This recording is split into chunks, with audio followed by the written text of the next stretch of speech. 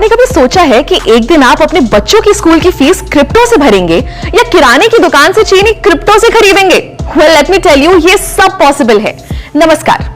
क्या आप भी हर जगह bitcoin, crypto currency, digital wallet जैसे शब्द सुन सुन के थक चुके हैं मगर समझ नहीं पाए कि आखिर ये है क्या?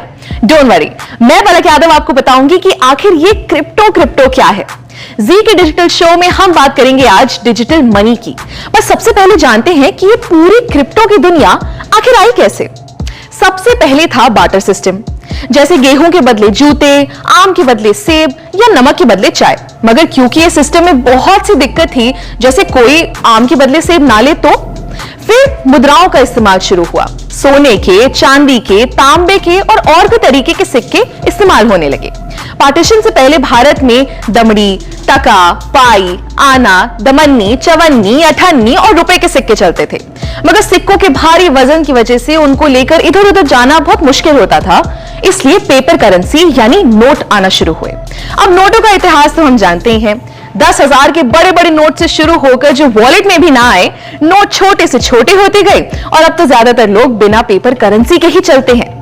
आज से 5-6 साल पहले किसी ने सोचा भी नहीं होगा कि सिर्फ एक क्यूआर कोड को स्कैन करके किसी को पैसे भेजे जा सकते हैं। मगर आज पेटीएम, गूगल पे, फोन पे हर दुकान नुक्कड़ पर मिल जाएगा। ऐसे ही मैं आपसे कहूं कि डिजिटल करेंसी की दुनिया दूर नहीं है तो शायद आप भी विश्वास नहीं करेंगे, मगर 2009 से ही ये पूरी दुनिया शुरू हो चुकी है। शुरुआत में लोगों को इसके बारे में उतना पता नहीं था, मगर पिछले कुछ सालों में ये बहुत पॉपुलर हो गया है और आगे ये सिर्फ बढ़ेगा ही। मगर ये डिजिटल करेंसी या क्रिप्टो करेंसी होती क्या है?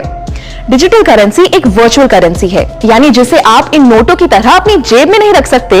ये हमारे ऑनलाइन वॉलेट में रखी जाती है, यानी बिना किसी झंझट के आप इसे कहीं से भी एक्सेस कर सकते हैं। अच्छा, इसी का दूसरा नाम कह सकते हैं क्रिप्टो करेंसी।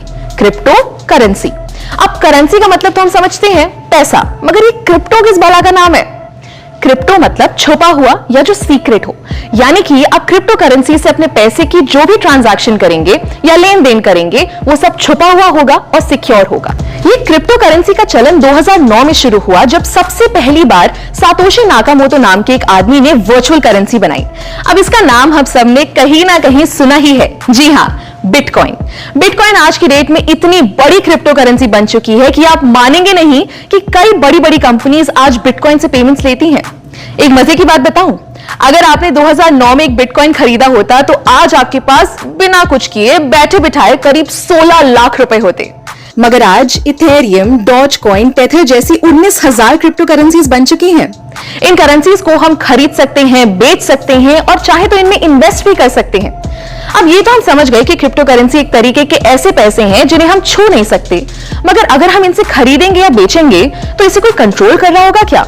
जी नहीं, यही खास बात है क्रिप्टो करेंसी की। इसे कोई थर्ड पार्टी जैसे कोई बैंक या कोई सरकार कंट्रोल नहीं करती, यानी कि ये डिसेंट्रलाइज्ड होता है। पूरे ट्रेडिशनल बैंकिंग सिस्टम को तोड़ते हुए क्रिप्टो की ट्रांजैक्शन सीधे एक वॉलेट से दूसरे वॉलेट में होती है। क्रिप्टो करेंसी को पहले उतनी मान्यता नहीं मिली थी। भारत जैसे कई देशों में इसका इस्तेमाल बैन था, मगर धीरे धीरे बहुत से देशों में ये लीगल हो चुका है। मार्च 2020 में भी इंडिया ने क्रिप्टो करेंसी से बैन हटा दिया। यहां तक कि हमारी फाइनेंस मिनिस्टर निर्मला सीतारमण ने 2022 के बजट में डिजिटल रुपी लॉन्च करने की बात की है। जी हां, भारत की पहली डिजिटल करेंसी। आरबीआई द्वारा लॉन्च की गई ये करेंसी रुपये के बराबर होगी और इसे फिजिकल करेंसी से एक्सचेंज किया जा सकेगा। है ना कमाल की बात? दोस्तों, क्रिप्टो की ये दुनिया जितनी बड़ी है उतनी ही इंटरेस्टिंग भी है, तो इनके बारे में हम जितना जाने उतना कम रहेगा। अगली वीडियो में हम आपको बताएंगे क्रिप्टो से जुड़े एक बहुत अहम चीज के बारे में जिसका नाम है ब्लॉकचेन। तब तक के लिए स्टे ट्यून्ड और देखते रहिए जी न्यूज़ डिजिटल।